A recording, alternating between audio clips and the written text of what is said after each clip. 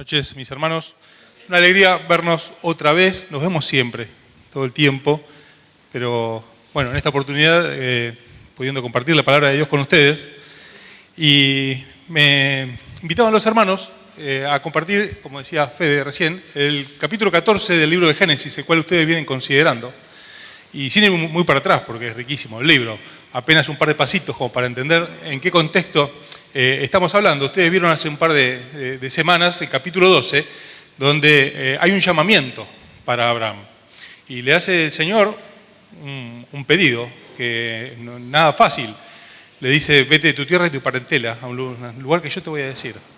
Y eso es difícil hoy. Hoy irse a otro país es complicado. Y hoy tenemos información, sabemos cómo es el lugar, vemos fotos, tenemos videollamadas. Que sería en aquel momento donde los riesgos eran enormes, donde realmente no sabía. Estando Abraham en un lugar riquísimo. Ur de los Caldeos era uno de los lugares más desarrollados de aquel tiempo, más ricos. Y él responde a este llamado. Y después en el capítulo 13 relata cómo, bueno, después de algunas idas y vueltas, él llega a la tierra prometida con su sobrino y empiezan los problemas de convivencia, no entre él y su sobrino Lot, sino entre la gente que con ellos estaba, y se empiezan a mezclar los rebaños. Entonces toman la decisión, Abraham, de separarse para no tener estas dificultades. Y allí vemos el ejemplo de un hombre espiritual, donde le dice a su sobrino, decime para dónde querés ir, que yo voy para otro lado. No elige él, sino le da la elección al sobrino. Yo me acordaba hace un tiempo, contaba Omar, él muy jovencito, conoció a un hermano pentecostal que tocaba la guitarra y contaba que un chico se había convertido, había empezado a tocar la guitarra y quería servir al Señor. Y él lo llevó al lugar donde tenía sus guitarras, este hermano más grande. Le dice, elegí la que vos quieras. Y contaba Omar, y ahí estaba la primera guitarra que había tenido este hermano, alguna que seguramente le tenía más cariño, la que él utilizaba más seguido. Y este hombre, pudiéndole decir, toma, te doy esta, y el chico estaría contento igual. Le dice, elegí la que vos quieras. Y Omar decía, no sé si este hombre era muy ilustrado, si sabía demasiado, si predicaba bien, pero evidentemente era un hombre piadoso, un hombre de fe, que puso el bienestar del otro por delante como se espera de nosotros. La preocupación nuestra, de los hijos de Dios, tiene que ser el bienestar del otro, no el egoísmo, eso es de la carne.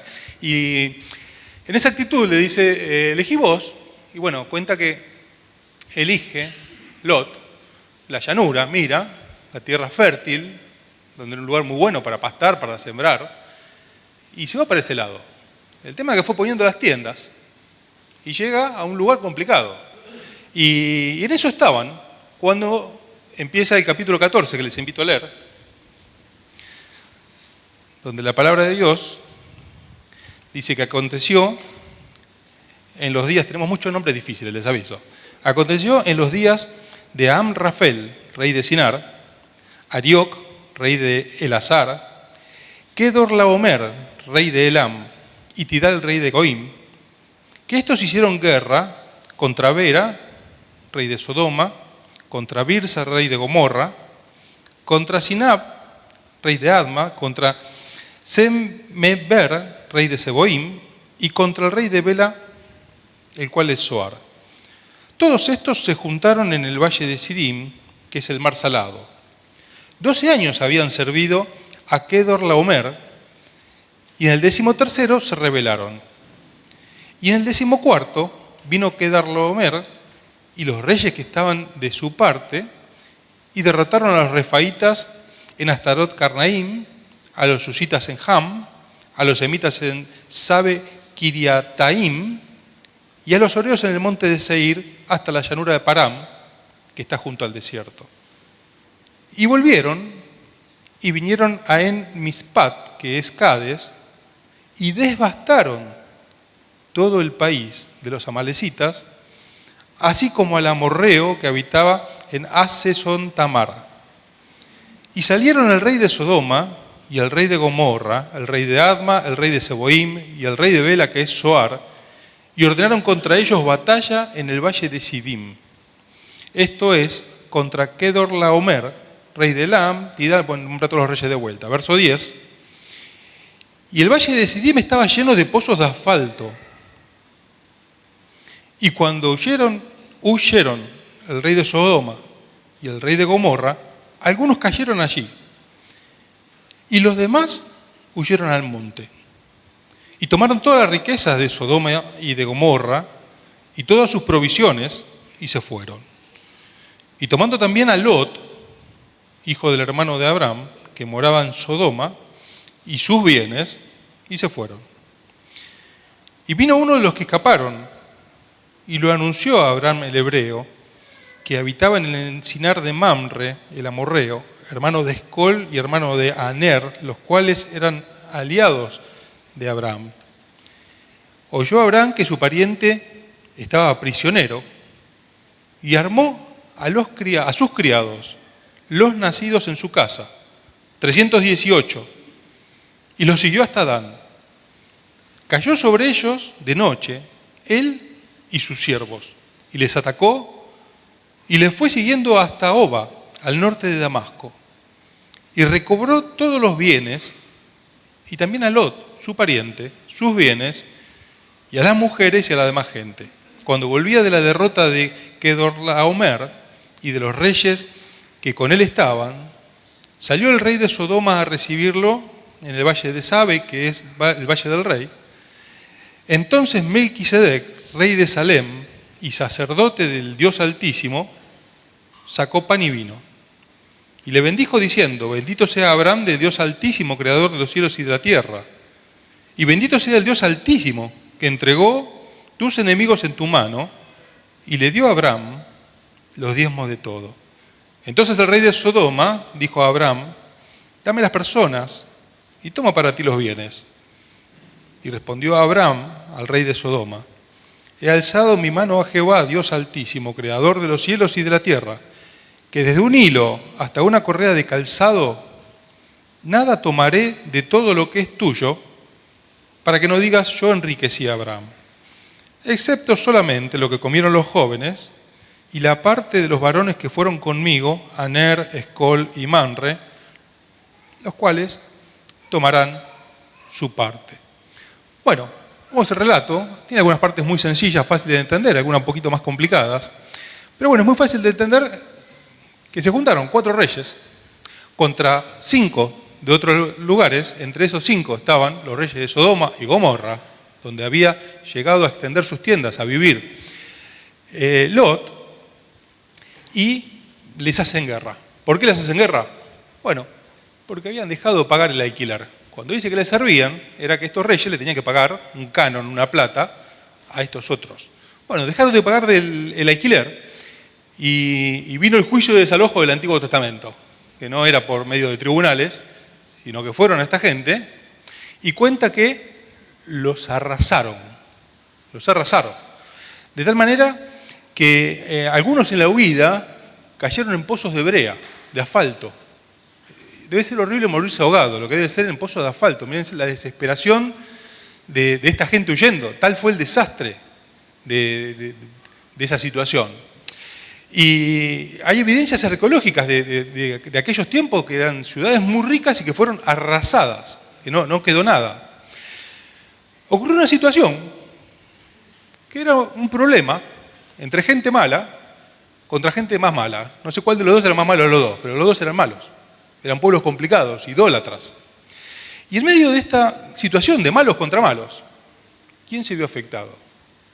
Lot, el sobrino de Abraham. Y uno dice, pero ¿qué tendría que ver Lot con esta situación? Bueno, es que lamentablemente Lot, siendo un hombre justo, porque dice 2 Pedro 2:8, que Lot era un hombre justo, que afligía su alma justa, viendo cómo procedían estos impíos. Cada día lo hacía. O sea, él, siendo un hombre justo, estaba en medio de ellos, y él, afligiéndose de las cosas que veía, igualmente estaba habitando en el lugar equivocado, con la gente equivocada. Entonces, cuando surge un problema que él no tenía nada que ver, se ve afectado por estar en el lugar equivocado, con la gente equivocada. Y uno puede decir, bueno, excusas podría tener un montón. ¿Qué hacía ahí Lot? ¿Qué hacía metido ahí Lot? Un hombre justo. El libro de Hebreos lo dice, no lo digo yo. Excusas podría tener un montón. Puede decir, bueno, Dios conoce mi corazón. Él sabe que yo cada día aflijo mi alma justa viendo las cosas que hace esta gente. Y es verdad. Y Dios conoce el corazón. y veía como Lot, lejos de involucrarse en las cosas que ellos hacían, él se lamentaba de las obras inicuas de ellas. Él podía decir, bueno, alguien les tiene que predicar. Y hay gente que dice esto. Yo veía la otra vez un pastor que estaba en un boliche que es conocido por las damas de compañía que hay, y él tiene su área de predicación en ese lugar. Y decía, bueno, alguien le tiene que predicar. Excusas hay un montón. Puede decir, bueno, era un lugar muy rico, decíamos. Eran ciudades muy ricas. Encontró los restos arqueológicos, aparte una llanura muy rica. Y dice, bueno, Dios me abrió la puerta, puede decir él. A mí me dieron a elegir, Dios abrió la puerta, ¿cómo no voy a aprovechar esta oportunidad? Son todas excusas. Puede tener su validez, pero no dejan de ser excusas. Lo cierto, hermanos, tenemos que saber que Dios nunca va a propiciar una situación que nos lleve a nosotros a caminar por la cornisa. Podría decir, no, Dios me abrió la puerta. Pero Dios nunca nos va a meter, nunca va a propiciar una situación que nos lleve a nosotros, sus hijos, a caminar por la cornisa, a estar en lugares complicados, en el momento equivocado, con la gente equivocada, como estaba Lot. Si alguno de nosotros está en algún lugar complicado, caminando por la cornisa, en un lugar donde podemos afligirnos y decir, qué barbaridad, bueno, yo no me contamino, pero el lugar no es apropiado. Tiene mucho más que ver con lo que Santiago habla acerca de la tentación en el capítulo 1. Dice en el verso 14 que cuando alguno es tentado de sus propias concupiscencias, una palabra muy rara que significa sus deseos desordenados. Si alguno de nosotros está en un lugar complicado, caminando por la cornisa, tiene que ver más con nuestros deseos desordenados, por los cuales somos seducidos, somos atraídos y seducidos. Y la palabra original que usa allí Santiago para hablar de seducido es muy particular. ¿Sabe qué significa? No es seducido como tenemos, es cebado. Cebado y no cebado del mate. ¿Qué es cebar? Es un término de pesca. Yo no pesco, mi papá lo decía, le gustaba mucho. Pero una forma de pescar es tirar algo arriba del agua que les atrae mucho a los peces. El sabor, el olor. Y los peces, ¿qué hacen? Van a comer. Y cuando están ahí, se levanta la red y quedan atrapados. La palabra es esa, dice, cuando alguno es tentado, dice Santiago, no diga que es tentado de parte de Dios, sino que de los deseos desordenados es atraído por lo que le gusta. Y hermanos, cuando nosotros estamos en situaciones complicadas, generalmente tiene que ver, porque son situaciones o que nos gustan o que nos convienen. No sé cuál de las dos le tiró más a Lot, pero le gustaba la situación o le convenía. Pero tenemos que saber que Dios no tienta a nadie. Dios puede probarnos, pero el tentador es el diablo. El Señor cuando fue tentado, dice, vino el tentador. ¿Quién es? El diablo. El tentador es el diablo. Pablo cuando le escribe a los tesalonicenses, una iglesia que había abandonado muy joven por problemas que hubo y se tuvo que ir en la preocupación de los hermanos, él estaba muy preocupado y escribe la carta a los tesalonicenses por cómo hubieran seguido. Dice, no, ¿sabe? Les escribo porque estaba preocupado por si hubiese tentado el tentador. Dios prueba, pero Dios no tienta. Quizá en la prueba puede venir el diablo y tentar. La tentación es del diablo. Y hermanos, tenemos que saber que nosotros, los hijos de Dios, muchas veces, se podría decir, perdemos. En realidad tiene más que ver con dejar pasar, no que perdemos, sino que nosotros voluntariamente dejamos pasar negocios. Dejamos pasar situaciones que son beneficiosas. Dejamos pasar comodidades. Simplemente porque no son prudentes andar por esos caminos. Es decir, ¿pero es tan malo? Ya no sé si es tan malo. Lo que sí, puede que no sea prudente, que no sea propicio y que no nos ayude a buscar el propósito de Dios para nuestra vida. La pregunta, hermanos, tenemos que saber que no tiene que ser como tantas veces. ¿Qué tiene de malo? A veces vemos alguna situación y hablamos con algún hermano, o a veces nos habrá pasado a nosotros. Decir, mira, ¿vos te parece? ¿Qué tiene de malo? La pregunta no tiene que ser tanto qué tiene de malo, sino lo que debiéramos preguntarnos nosotros es, ¿esta situación, esta decisión, me acerca o me aleja del propósito de Dios para mi vida? Quizás la situación en sí no sea tan mala, no sea tan reprochable, tan condenable. La pregunta no tiene que ser qué tiene de malo, tiene que ser ese lugar, esa situación, ese trabajo, esa compañía. ¿Me acerca o me aleja del propósito de Dios para mi vida? Hermanos, fe es lo que hacemos, no lo que decimos. Y Abraham, el otro, era un hombre justo, pero lo que hizo estuvo equivocado. Y alguno puede decir, bueno, pero esto es muy extremista, es de cavernícola. Hermanos, tenemos que tener prudencia, tenemos que tratar de no estar cerca de situaciones que puedan llegar a ser comprometedoras y que nos lleven a estar involucrados en situaciones como le pasó a Lot. Por eso nosotros tomamos precauciones, que alguno puede decir, no, pero eso es un cavernícola en estos tiempos. Bueno, muchos de los hermanos tenemos por costumbre no llevar hermanas solas en el auto, ni aún tener charlas en la iglesia. Cuando hay que hablar algo, lo hacemos con nuestras esposas y nos acompaña. Tenemos que ser prudentes donde nos divertimos, tenemos que ser prudentes donde trabajamos. Hay muchos casos. En la historia de nuestra iglesia, algunos yo no lo conocía, algunos sí. Hubo hermanos que tenían negocios albergues transitorios. Había otro que tenía un supermercado que le vendía un boliche y para cobrar había que ir a eso a las 4 de la mañana porque era cuando tenía la caja. Entonces tenía que ir al boliche a las 4 de la mañana a cobrar. Lo que vendía del supermercado, o sea, no iba a vender droga, estaba vendiendo las cosas que usaban. Es prudente. Dejamos pasar nosotros estas cosas porque no son prudentes, porque no ayuda. Tenemos que ver dónde trabajamos, tenemos que ver en qué gastamos, tenemos que ver qué compramos. ¿Qué tiene de malo? Preguntemos, ¿esto ayuda, me acerca o me aleja del propósito de Dios para mí? No preguntemos tanto qué tiene de malo, porque quizás no sea malo, pero quizás no sea de Dios para nosotros. Estos hermanos, es salir a quemar pasto. Cuando hay incendios, ¿qué se hace? A veces el incendio es difícil de apagar. Si se prende algo chiquito, se apaga fácil. Cuando el incendio es muy grande, como el incendio que vivimos nosotros en esta sociedad que decía Juan Mariano en su oración. Estamos viviendo un incendio muy grande. Y lo que se hace cuando el incendio es muy grande, se sale a quemar pasto. ¿Qué se hace? Se quema una franja controladamente para que cuando el fuego llegue ahí no tenga combustible. Y se apaga solo, porque no puede avanzar porque no tiene combustible. Tomar estas decisiones que alguno puede tildar de cavernícola. Es decir, ¿cómo? Tan extremistas, estamos quemando pasto. Estamos tratando de dejar sin combustible esto que no es de Dios, es del diablo. Son los deseos desordenados por los cuales nosotros somos atraídos y somos cebados. ¿Por qué? Porque o nos gusta o nos conviene. Hay dos posibilidades. Que nos guste o que nos conviene. Bueno, la cuestión es que Lot estaba en esa situación. Y no sé cuántos ustedes habrán escuchado, porque hay muchos jovencitos, pero le pasó como una serie de cuando yo era chiquito, que creo que a veces la pasan, El Chavo del Ocho. Donde había un lío bárbaro y estaban todos hablando y de repente se callaban todos y él terminaba diciendo una barbaridad y quedaba él solo.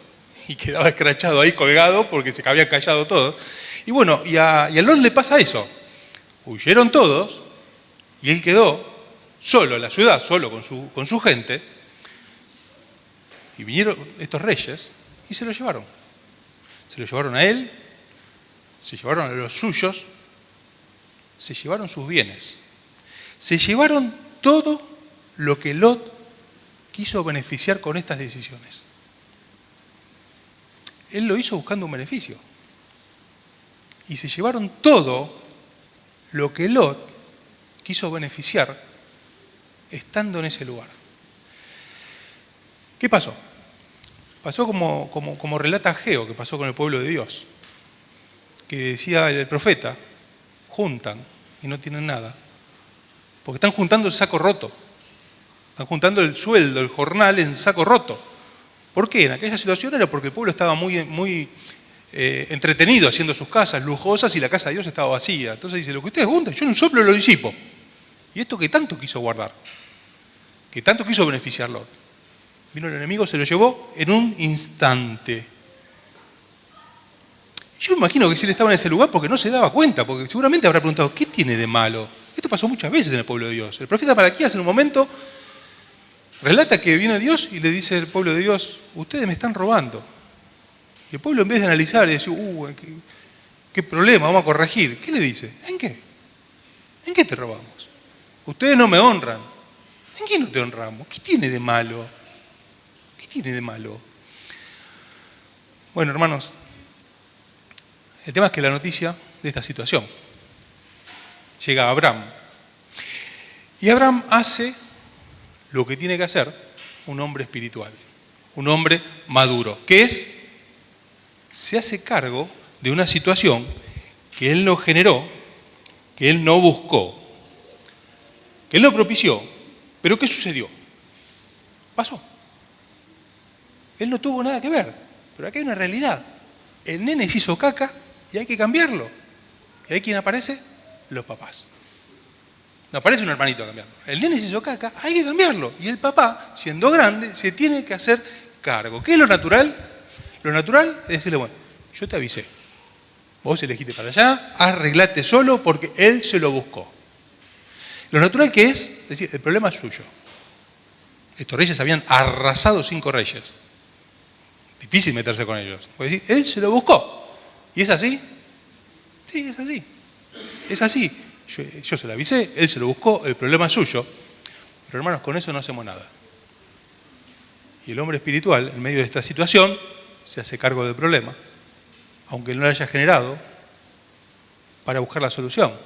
Dice Gálatas 6:1, si alguno es sorprendido en alguna falta, ustedes que son espirituales, restáurenlo con espíritu de mansedumbre. Por otro lado, no sea que vos mismo seas tentado. ¿Y qué es lo que hizo él? Es eso. Hermanos, una frase que no es mía, pero la escuché en algún lado y me quedó grabada. Somos el único ejército que no levanta a sus caídos. Somos el único ejército que no levanta a sus caídos. Y esto mucho tiene que ver con esto, con la falta de madurez. Es decir, él se lo buscó, yo le avisé. Es verdad, pero con eso no hacemos nada. Con todo respeto, parafraseando el versículo, ustedes, si son espirituales, restáurenlo. Con espíritu de mansedumbre, o sea que tú mismo seas tentado. Porque hay 2 actitudes ante el problema. Una, y se ven las 2 actitudes en los hijos de Noé. En los mismos hijos de Noé se ven las 2 actitudes. En un momento, después del diluvio, Noé se emborracha, siembra vid, se emborracha.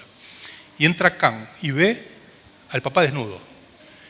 Y es muy llamativo que dice que se enojó el padre porque lo vio. Y dice, ¿pero qué culpa tiene? Si la culpa es del viejo que estaba ahí borracho, estaba con la ropa levantada, él entra y lo ve, no tiene culpa. Es que la palabra original no significa tanto ver como lo entendemos nosotros. La palabra original significa contempló con satisfacción. Ante la caída, el error de Noé, la actitud que tuvo Cam, que fue condenable y condenó su descendencia, fue que él contempló con satisfacción. ¿A vos te parece? Mirá lo que hizo este. Vosotros, si sois espirituales, restauradlo con el espíritu de mansedumbre, que es lo que hizo otro de sus hijos. Tomó la ropa, fue para atrás, lo tapó para cubrir las desnudez del padre, que esto no es tapar el pecado. Restaurar es ponerle en el lugar donde estaba antes. Quiso poner al padre en el lugar que estaba antes, había cometido un error. No estamos hablando de tapar el pecado. Si hay una situación, hay que hablarla, primero con el hermano, y si no entra razones, con las autoridades de la iglesia, pero no salir a hablarlo con toda la iglesia, a contemplarlo con satisfacción cuando cae, sino con las autoridades de la iglesia. ¿Por qué? Porque el objetivo tiene que ser restaurarlo. Y es lo que hace Abraham, y es lo que se espera de nosotros. ¿Por qué, hermanos? Porque así lo hizo Dios con nosotros. Dios le dice a su pueblo, todo el tiempo extendí mi mano a este pueblo rebelde y contradictor. Y hermanos, seamos sinceros, a nosotros también. Todo el tiempo Dios nos extiende la mano, aun cuando dudamos, aun cuando nos falta la fe, aun cuando nos equivocamos en las decisiones, aun cuando hacemos algo que sabemos que no está bien. Si nosotros volvemos, Dios extiende la mano y se espera que nosotros hagamos lo mismo. Bueno, la cuestión que Abraham arma a los de su casa, a los criados. Y acá vemos 2 cosas, ¿no? Primero, qué es lo que hizo Dios, qué es lo que hizo Abraham con lo que Dios le dio. En el capítulo anterior, en el capítulo 13, verso 1, ustedes leyeron que Abraham, vuelto de Egipto, dice, era riquísimo. Bueno, la palabra original no significa rico de plata, significa pesado. O sea, volvió muy pesado, con muchas cosas, con mucha carga. Ahora, hay 2 posibilidades. Que toda esta cosa que Dios le dio hubiese sido un lastre, que lo hubiesen inmovilizado. A veces está la posibilidad que Dios nos dé cosas que nos aten, que nos obliguen. Dice, cuando aumentan los bienes, aumentan los que lo consumen. Y a veces las cosas que nosotros tenemos, lo que son una carga, y nos olvidamos que nosotros somos extranjeros y peregrinos. Nosotros tenemos que estar livianos, porque no podemos estar atados a muchas cosas. O la otra posibilidad, ¿cuál es? Que lo use como lo usó Abraham. Que todas estas cosas que Dios le dio, le sean de utilidad. Y él armó a los de su casa, hermanos, porque no hay ninguno como lo de la casa. No hay ninguno como lo de la casa. No hay ninguno como lo de la casa. Así otros parezcan mejores, parezcan más fuertes, mejores guerreros, tengan más recursos. No hay ninguno como lo de la casa. Me acuerdo una vuelta cuando Ivo, que usted lo conoce, mi hijo mayor de 27 años, es así grandote y barbudo, iba al jardín, empezó el jardín.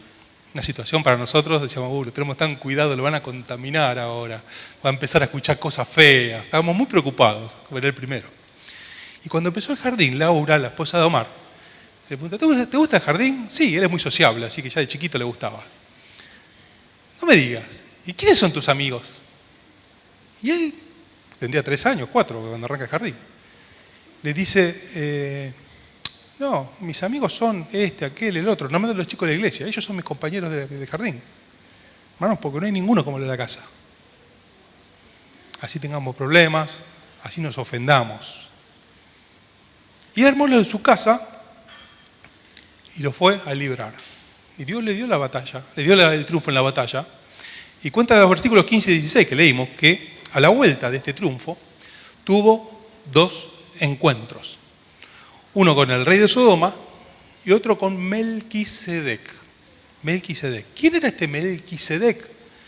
Bueno, dice el mismo relato que leímos recién, que era el rey de Salem, que es Jerusalén, una abreviatura, el rey de Jerusalén, que dice que era sacerdote del Dios Altísimo. No se sabe bien qué era. Después está allí el relato en el capítulo 7 de Hebreos, léanlo después, donde dice que es un tipo de Cristo, que no se sabe quién era el padre, quién era la madre, sin padre, sin madre, sin genealogía, que no se conoce el comienzo de sus días ni el fin de su vida, pero tiene un sacerdocio y lo asemeja a un tipo de Cristo. Lo cierto es que evidentemente en aquel lugar había un grupo de personas que conocían al Dios verdadero. Y este Melquisedec era sacerdote en un tiempo cuando Israel no era otra cosa que un proyecto en el corazón de Dios. Estamos hablando del principio de la vida de Abraham. Israel no era otra cosa que un proyecto en el corazón de Dios. Y en ese lugar ya había gente que conocía el Dios verdadero. Y estaba Melquisedec, que era sacerdote del Dios Altísimo. Por nosotros nos parece que el conocimiento de Dios empezó con el pueblo de Israel y los relatos que vemos en la Biblia, ¿no, hermanos? Su gloria llena toda la tierra. Y no desde que empezamos a leer en la Biblia, desde siempre, desde el principio de la creación. Su gloria llena toda la tierra desde siempre. Y vemos a veces se usan argumentos en contra de la Biblia, como que los hebreos copiaron relatos de otras civilizaciones más antiguas. Y se dice, no, el relato del diluvio lo sacaron de los sumerios, que son anteriores a los hebreos, porque ahí está la epopeya de Gilgamesh y cuenta del diluvio. No, es que esta gente que estaba antes está contando algo que realmente pasó, porque Dios obró y se manifestó aún antes que esté registrado en la Biblia. La cuestión que lo recibe Melquisedec y le da pan y vino, y Abraham le da a Melquisedec el diezmo de todo lo que él había tenido. ¿Qué hizo? Le pagó la comida y se le costó carísima. Le dio pan y vino y le costó el diezmo. Carísimo la comida, no. Melquisedec le dio pan y vino y lo dice en reconocimiento, valorando en aprecio a Abraham y a la victoria extraordinaria que Dios le había dado. Y a Abraham, ¿por qué le da el diezmo? En reconocimiento a Dios. Cuando esto no estaba establecido, tuvo en el corazón de Abraham, en reconocimiento a Dios, en gratitud a Dios. Porque, hermanos, qué bueno es ver un hombre de la estatura espiritual de Abraham en una situación donde viene con la victoria, después de haber vencido a tantos reyes que habían arrasado ciudades riquísimas, con los de su casa, en victoria. Y que él ofrece el diezmo en gratitud a Dios. Y qué difícil es reconocer cuando nos va bien. Por eso la palabra de Dios dice, manténme en el pan necesario, no sea que me enriquezca y blasfeme a Dios, que nos olvidemos de Dios. Por eso dice que es difícil que un rico, no imposible, pero dice que es bastante difícil que un rico entre al reino de los cielos. ¿Por qué? Porque escudo de la ciencia, escudo es el dinero. El bienestar, la comodidad, da cierta sensación equivocada, ¿no? Porque es una sensación de la carne que está equivocada, pero da cierta sensación de autosuficiencia, de que no necesitamos tanto a Dios. Por eso, hermanos, tenemos necesidad, busquemos a Dios. Pero eso es casi natural en los hijos de Dios. Ante una necesidad clamamos, ayunamos, nos tiramos al piso, estamos desbordados, reconocemos que no nos excede, no podemos hacer nada. Entonces tenemos una necesidad, busquemos a Dios. Pero hermano, nos va bien, busquemos más a Dios, busquémoslo más. ¿Por qué? O sea, cosa que nos pase como Nabucodonosor, que nunca lo vamos a decir con nuestras palabras, pero puede estar la actitud en el corazón. Nabucodonosor en un momento dice, ¿no es esta la gran Babilonia que edifiqué por la fuerza de mi poder? Hermanos, es difícil. Y este hombre de Dios vino y en reconocimiento, gratitud a Dios, le dio el diezmo de todo. Pero decíamos que tuvo dos encuentros. Uno fue con Nabucodonosor, con Melquisedec. ¿Y el otro con quién fue? El otro fue con el rey de Sodoma. Y el rey de Sodoma le da una frase muy particular, que el diablo sigue repitiendo hasta el día de hoy. ¿Qué es lo que le dice? Dame las personas y quédate con los bienes. Bueno, Abraham no lo hace evidentemente por dos motivos. Uno, porque para no sentirse obligado, porque dice, no sea cosa que vos digas que me enriqueciste. Y también en reconocimiento a que la victoria, la provisión, era de Dios, que él no necesitaba provisión de otro lado, así como le dio la victoria de ver lo que necesitaba. Pero, hermanos, el diablo, el día de hoy sigue diciendo lo mismo. Dame las personas y quédate con los bienes. Hermanos, acá lo importante son las personas, nosotros en primer lugar, los nuestros. Lo otro no tiene valor. Y se ve otra cosa, que él le da libertad a los que lo habían acompañado, que no eran nacidos de su casa, para tomar parte del botín.